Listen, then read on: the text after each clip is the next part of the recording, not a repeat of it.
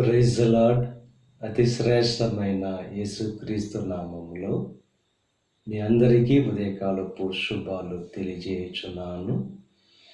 ఈరోజు దేవుడు మనకు అనుగ్రహిస్తున్న అతి శ్రేష్టమైన వాక్యము కీర్తనలు 107వ అధ్యాయము 20వ వచనాన్ని చదువుకుందాము.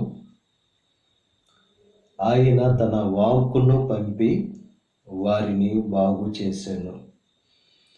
తన మాట ద్వారా గొప్ప స్వస్థత కలుగు చేసే దేవుడు. ఆయన మీ ఆర్థిక పరిస్థితిని బాగుపరిచే దేవుడు. మీ అనారోగ్యాన్ని బాగు చేసే దేవుడు. ఎవరైతే విశ్వాసంతో నమ్మకంతో యేసుక్రీస్తు వైపు తిరుగుతారో వారి జీవితంలో గొప్ప స్వస్థత విడుదల అనేది కలుగుతుంది. ఆయన మహోన్నతుడు, శక్తి కలిగిన దేవుడు. నీటిని ద్రాక్షారసంగా మార్చిన దేవుడు.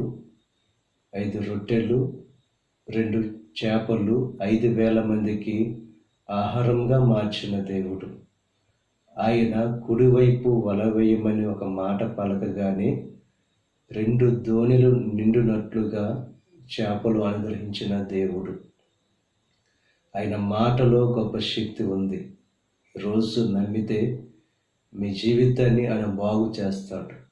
మీ పరిస్థితిని ఆయన బాగు చేస్తాడు. కనుక నమ్మకంతో విశ్వాసంతో యేసుక్రీస్తు వైపు తిరిగి శ్రేష్టమైన జీవితాన్ని పొందుకోవలసిందిగా ప్రభు పేరట మిమ్మల్ని కోరుచున్నాను. దేవుడు మిమ్మల్ని దీవించి ఆశీర్వదించి మీ పరిస్థితిని మీ జీవితాన్ని దేవుడు బాగు చేయును గాక.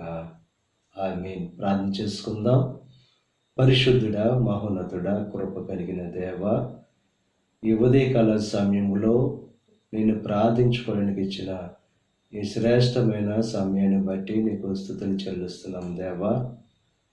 నువ్వు మాట పంపి బాగు చేసానని చెప్పి నీకు వాక్యం ద్వారా తెలియజేస్తావు. నీ మాటలో శక్తి ఉంది.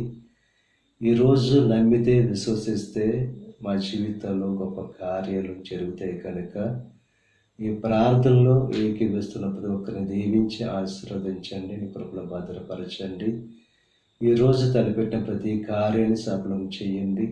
వారి రాకపోకల్లో నీకు సహాయం అనుగ్రహించండి.